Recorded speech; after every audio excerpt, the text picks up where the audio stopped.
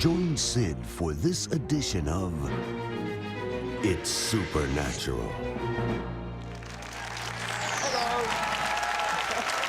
Bonjour, bienvenue dans mon monde où il est naturellement surnaturel. Mon invité, j'ai tracé cela et c'est incroyable, mon invité est responsable d'avoir prié pour quelqu'un qui a amené le déménagement du Saint-Esprit dans les 3 plus grands réveils de l'histoire de nos jours. Et puis le feu s'est étendu à une autre église en Angleterre et il a apporté le feu en Angleterre. C'était son travail. C'était sa description du poste. Il est un allume-feu. Et je crois que nous sommes presque prêts à avoir un feu qui saute de lui droit sur vous. Et c'est bien qu'il soit un allume-feu, mais il veut que vous soyez un allume-feu. But he wants you to be a fire starter.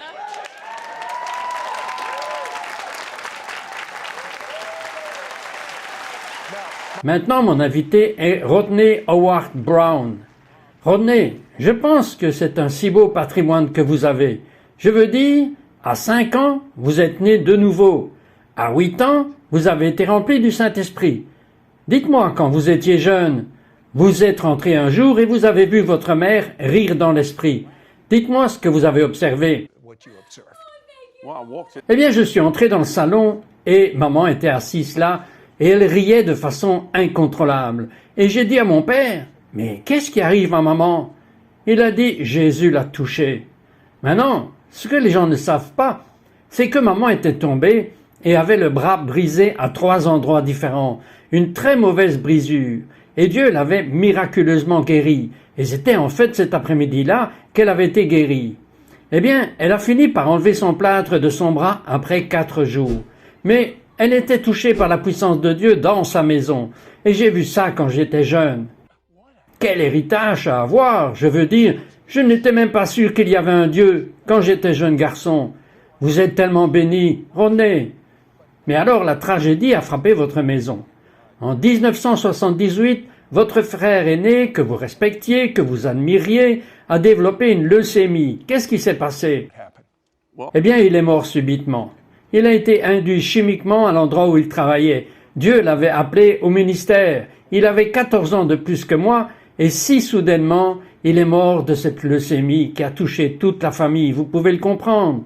Je veux dire, nous ne nous attendions pas à ce qu'il meure. Mais je me souviens d'avoir été debout devant son lit de mort. Je n'avais que 17 ans à l'époque. Et j'étais vraiment en colère, vous savez. Je n'étais pas en colère contre Dieu, j'étais en colère contre le diable. Et je me rappelle d'avoir dit ceci à ce moment-là. J'ai dit, « Diable, tu vas payer le jour où tu as touché ma famille. » Et je ne savais pas ce que je disais. J'ai dit, « Les gens vont rire de toi dans le monde entier. » Maintenant, laissez-moi expliquer quelque chose à ceux qui n'ont jamais vu le ministère de Rodney. Il est connu pour avoir une onction qui fait rire les gens. Et je dois vous raconter l'histoire la plus drôle que je connais de Rodney. J'avais un oncle qui était un comédien professionnel, juif comme moi. C'était un non-croyant. Et je me suis demandé ce qu'un comédien professionnel penserait en voyant Rodney parler et les gens rire de façon incontrôlable. Serait-ce une expérience intéressante? Alors je l'ai envoyé à oncle Jay. Il l'a regardé, il m'a appelé au téléphone.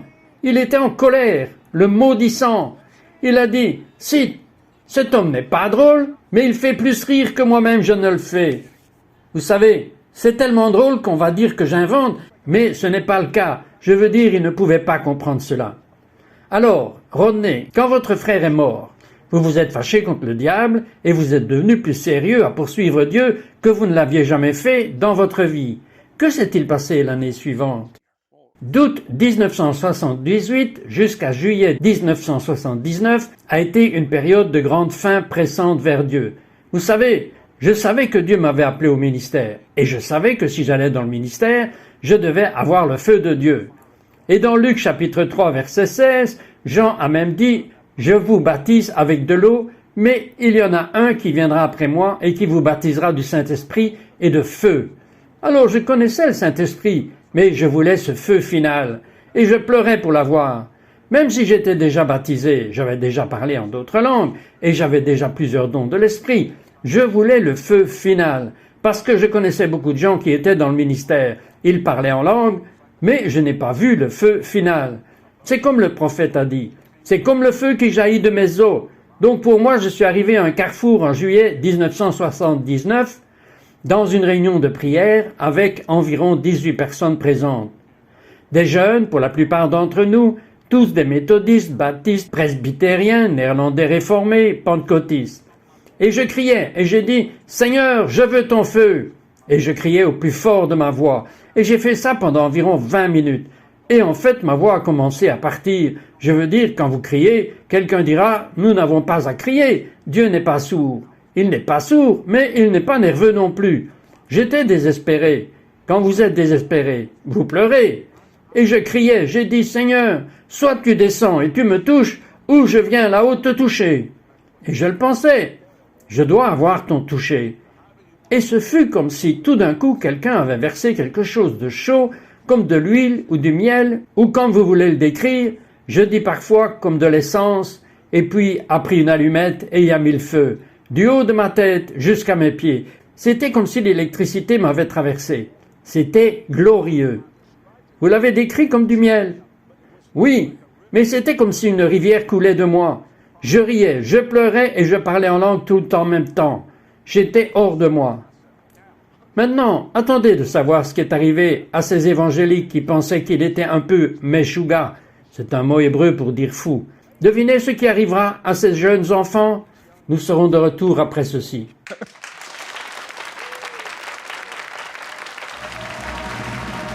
We'll be right back to It's Supernatural.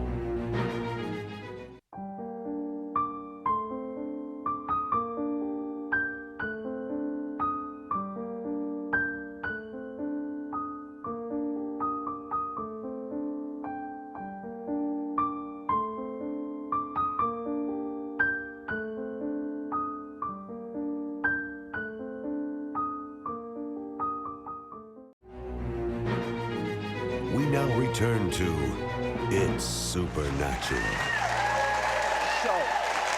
Donc, en 1979, Rodney est désespéré. C'est un homme brisé. Son frère, qu'il aimait, est mort d'une leucémie. Soudainement, il crie à Dieu pour tous. Je veux dire, il se fichait de qui était autour ou quoi que ce soit. Il y avait des gens qui n'avaient pas compris ce que c'est que d'être rempli de l'Esprit et ce que c'est que les dons de l'Esprit. Eh bien, Rodney avait eu tout cela, mais il savait qu'il y avait quelque chose de plus. Il y avait quelque chose de plus grand. La Bible y fait référence comme le feu de Dieu. Il crie, et le feu arrive sur lui. Combien de temps ce feu est-il resté allumé sur vous? Eh bien, quand le feu est arrivé sur moi, je ne savais pas quoi faire. J'ai réalisé que nous allions avoir un corps glorifié quand nous allons au paradis. Mais le jour viendra où ce corps corruptible deviendra incorruptible. L'immortalité sera changée en un clin d'œil. Mais la présence de Dieu était si accablante. Alors il y avait tous ces gens autour de moi. Alors j'ai commencé à leur imposer les mains parce que je pensais que la seule manière de m'en débarrasser était de leur donner. Mais ça n'est pas parti de moi. Il est arrivé sur eux et le feu a pris sur chacun d'eux. Ils étaient remplis de l'esprit, les gens tombant sous la puissance. Alors qu'est-il arrivé à ces gens qui ne savaient pas vraiment ce qu'était la puissance de Dieu? Ces jeunes enfants, que s'est-il passé? Eh bien, il y avait un tas de filles d'un lycée pour filles hors de la ville de Greenstown. Et c'était une école anglicane. Et bien sûr, ils ont tous été touchés par la puissance. L'une des dames, qui est maintenant mariée à un pasteur de mes amis, des années plus tard, nous parlions et je parlais de la nuit où le feu est venu sur moi. Et elle a dit, « Vous étiez ce gars? Savez-vous ce qui est arrivé? » Elle a dit, « Un réveil a éclaté dans cette école. Cela a duré 3 ans et beaucoup de gens ont été appelés dans le ministère parce que c'est ce qui arrive quand le feu vient sur les gens. » Rodney, préparez-vous, cela revient. Et je crois que le feu s'en va revenir dès maintenant. Je crois que le feu va commencer par vous. Donc, Rodney, étant élevé en Afrique du Sud, avait quelque chose de Dieu. Il savait qu'il devait venir en Amérique. Vous m'avez dit que vous faisiez une queue avec vos ours en peluche. Parlez-moi de cela. Oui, j'avais l'habitude d'aligner mes ours. Je n'avais que 5 ans. Mon petit frère en avait 3. J'alignais mes ours et je leur prêchais. Et ensuite, je confiais le service à mon petit frère et je grimpais par la fenêtre pour aller en Amérique pour aller prêcher. Et puis je revenais 10 minutes plus tard pour dire à mon frère et aux ours toutes les grandes choses que le Seigneur avait faites. Je veux dire, je mettais la main sur les ours, tous les ours sont tombés sous la puissance. Et ce qui est si intéressant, c'est que nous n'avons pas d'ours en Afrique du Sud. L'Amérique est le pays de l'ours. Alors c'est comme si le Seigneur me préparait. Ok, il vient donc en Amérique. C'est une histoire en soi. Mais en 1989, il se rend à Clifton Park, dans le nord de l'État de New York. Que s'est-il passé? New York. What happened? Ok, je suis invité à faire une semaine de réunion à Clifton Park. Le pasteur me dit « Qu'est-ce que vous allez enseigner ce matin ?» J'ai dit que je me sentais amené à enseigner sur le sujet de l'onction, comment le Seigneur m'avait touché. Ainsi, le lundi matin, l'église comptait environ 250 personnes. Alors, vous savez, le dimanche matin a une fière allure. Le lundi matin, environ 60 personnes sont apparues, ce qui ne semble pas beaucoup, mais nous n'avions jamais eu de réunion avant un lundi matin. Mardi matin, environ 100 personnes sont venues, et j'ai dit à ma femme, quelque chose est en train de se passer. Il y a une fin qui vient. Mais en plein milieu du service, je partageais le livre de Luc, chapitre 4, verset 14, où Jésus rendit l'Esprit. Il est sorti en Galilée et il a enseigné dans les synagogues. Et au verset 18, où il est dit « L'Esprit du Seigneur est sur moi, il m'a oint à prêcher l'Évangile, guérir les cœurs brisés, prêcher et rendre la vie aux aveugles, pour renvoyer libres les opprimés. » Alors que je partageais cela, tout à coup, c'était comme si l'atmosphère même de la pièce avait changé. L'air s'est séparé et est devenu, la seule façon dont je peux le décrire, c'est devenu saint. Et je pouvais sentir l'air bouger devant moi. Et pendant que je parlais, la puissance de Dieu a commencé à frapper les gens dans la congrégation. C'était comme une main invisible, et les gens ont juste commencé à tomber de leur siège. Et certains pleuraient, certains étaient remplis d'une grande joie, d'autres tremblaient sous la puissance. Et bien sûr, le bruit est devenu de plus en plus fort, et j'ai réussi à parler au-dessus du bruit des personnes. Et c'est ce qui s'est passé en 89, et a continué jusqu'aujourd'hui. Vous m'avez dit que cela n'était jamais arrivé. Les gens sont généralement respectueux quand quelqu'un enseigne ou prêche. Qu'avez-vous dit à Dieu? Preaching. And what did you tell God? Well, Eh bien, je veux dire, j'avais vu cela arriver souvent quand j'avais fini de prêcher. Mais j'ai dit au Seigneur, « Seigneur, tu gâches ma réunion. » Mais j'avais pleuré pour que Dieu vienne me déplacer. Vous vous souvenez, 87 et 88 étaient de terribles années en Amérique. Les ministères se sont effondrés. Il y avait une apathie dans l'Église et nous avons pleuré pour un réveil. Alors le Seigneur m'a dit, « Eh bien, je suis en mouvement. Tu m'as demandé de venir et de déménager. Laisse-moi toucher les personnes. Maintenant, si tu as honte de ce que je fais, je vais l'enlever et le donner à un autre. » Parce que j'avais compris qu'il y aurait la persécution et la critique. Les gens ne comprennent pas les façons dont l'Esprit de Dieu travaille. Mais j'ai dit, « Seigneur, ne le prends pas. Juste viens. Laisse tomber ton feu, et peu importe ce qui arrive, viens. » Les gens peuvent dire ce qu'ils veulent, mais Dieu merci pour la puissance du Saint-Esprit. Et nous ne compromettrons jamais l'onction de la puissance du Saint-Esprit, même si elle n'est pas acceptée. Je ne vais jamais compromettre le toucher de Dieu. Vous savez quoi? Beaucoup d'entre vous sont si vides que vous ne sentez même plus. Ce n'est pas normal. En d'autres termes, vous êtes tellement habitués à la religion du christianisme que vous ne savez pas ce qui est normal, si ça se cambre devant votre visage. Mais je vais vous dire quelque chose. Beaucoup d'entre vous, pour la première fois de votre vie, allez être normal. Parce que quand nous reviendrons, je vais demander à Rodney de vous apprendre à être normal. Normal tel que défini par la Bible. Nous revenons tout de suite. Defined by the Bible. Be right back. We'll be right back to It's Supernatural.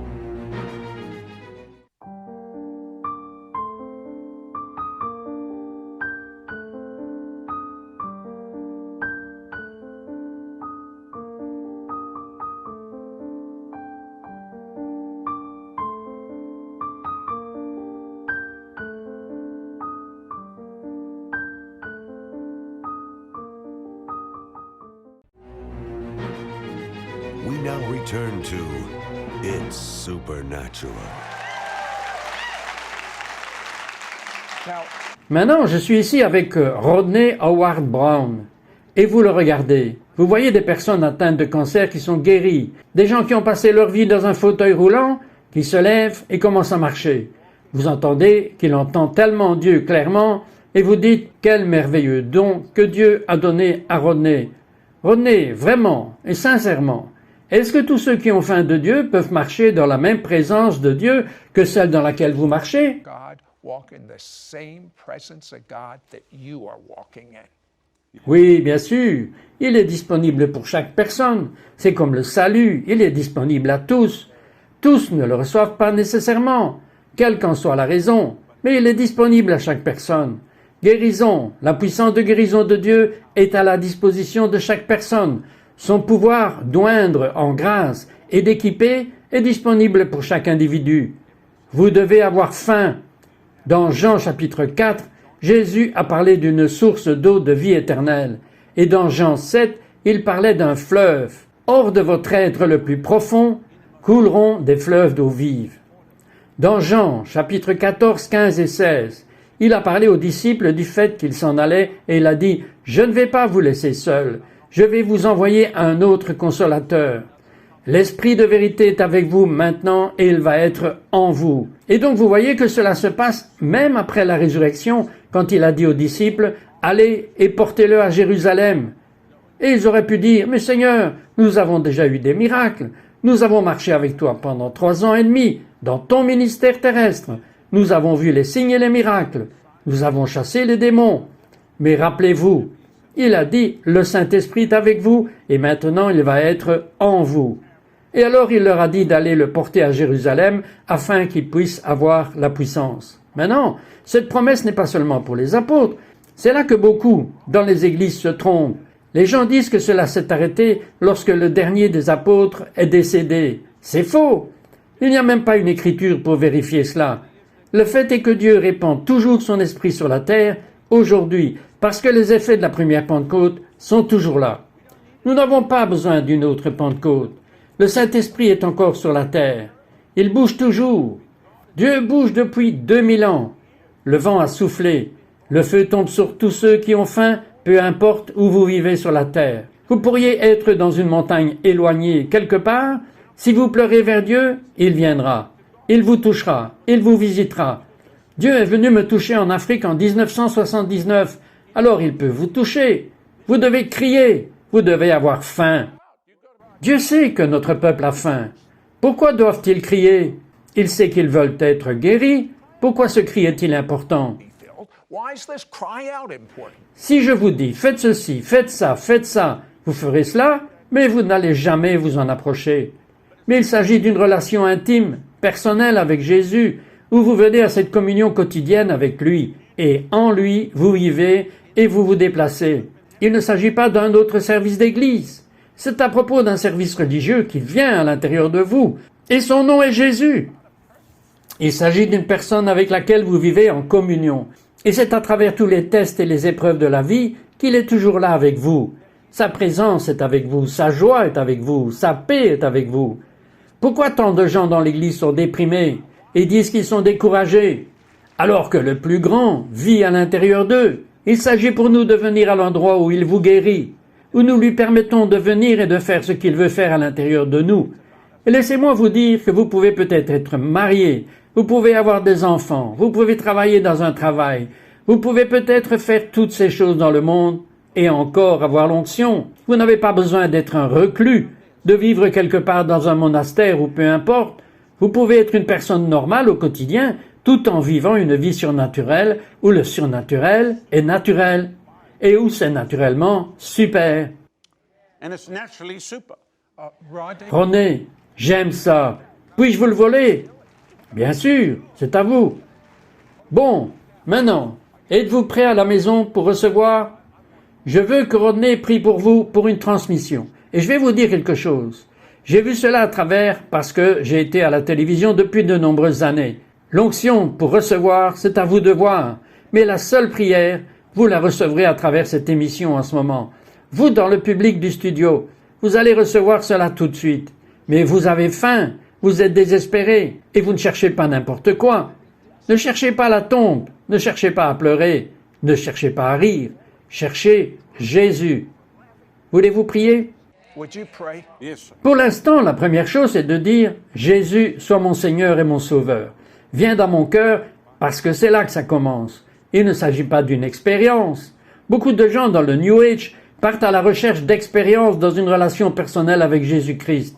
Nous disons « Jésus, viens et sois mon Seigneur et mon Sauveur ». Et puis, quand vous avez fait cela, alors vous dites « Maintenant, Seigneur, tu es le baptisé dans le Saint-Esprit ». Jean-Baptiste a dit « Je vous baptise d'eau, mais celui qui viendra après moi vous baptisera du Saint-Esprit et de feu ». Jésus est le bâtisseur dans le Saint-Esprit et le feu. Alors là où vous êtes maintenant, levez simplement les mains. Je vais prier et la puissance de Dieu va venir sur vous. Père, au nom qui est au-dessus de tout nom, au nom de Jésus, je te remercie pour ton onction et ta puissance. Comme le jour de la Pentecôte vient sur chaque personne qui crie vers toi, que le feu de Dieu tombe au nom de Jésus, depuis le haut de la tête jusqu'à la plante de leurs pieds. Remplis-les, Seigneur, remplis-les pour que cela déborde. Laisse ta rivière commencer à couler. Laisse couler le vent du ciel. Laisse tomber le feu de Dieu. Laisse couler de l'huile fraîche. Que du vin nouveau soit versé sur ton peuple, même maintenant. Oins leur tête d'huile. Remplis leur tasse à ras-bord. Merci Seigneur. Nous t'en remercions dès maintenant. Merci. Allez, levez juste vos mains là où vous êtes et commencez juste à le remercier, maintenant même. Commencez juste à le louer correctement, maintenant. Commencez simplement à laisser la rivière de Dieu sortir de vous. Certains d'entre vous, Dieu vous remplit de cette langue céleste. Commencez simplement à le dire. D'autres, le Seigneur vous comble avec sa joie. Laissez juste cette joie commencer à vous toucher. Il veut vous toucher pour pouvoir toucher à travers vous. C'est ce qu'est le toucher de Dieu. Ce n'est pas pour rester seul, c'est pour le donner à un perdu du monde mourant, afin que l'ensemble du monde puisse voir que Jésus est réel, qu'il est vivant, qu'il est ressuscité et qu'il revient bientôt. Vous serez ce témoin. Laissez-le vous toucher maintenant. Laissez-le vous combler dès maintenant pour que cela déborde. Père, nous te remercions simplement pour ta présence, pour ton onction, ta présence, ta présence, ta présence. Merci Seigneur, merci, Alléluia. Thank you, Lord. Thank you. Hallelujah. Now, Maintenant, vous devez chercher Dieu en tout temps. Il n'y a personne d'autre. Il n'y a rien d'autre pour lequel vous avez été créé que pour avoir une intimité avec Dieu. Ce n'est pas un accident que vous regardez cette émission en ce moment. Dieu vous appelle par votre nom maintenant. God is calling you by name, by your name now.